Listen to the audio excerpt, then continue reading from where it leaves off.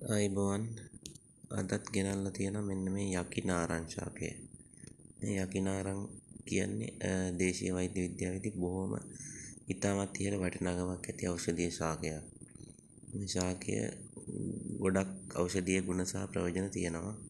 සෙම් රෝග, කැස්ස, විෂනාශක ගුණ, සර්ප විෂ වලට, විශේෂයෙන්ම සතුන් සපා කෑමකදී ශරීරගත වන විෂ වලට, ශරීරයේ ප්‍රතිශක්තිකරණය, ලේ පිරිසිදු කිරීම වගේ දේවල් වලට යකිනාරං කැඳ පාවිච්චි කරනවා.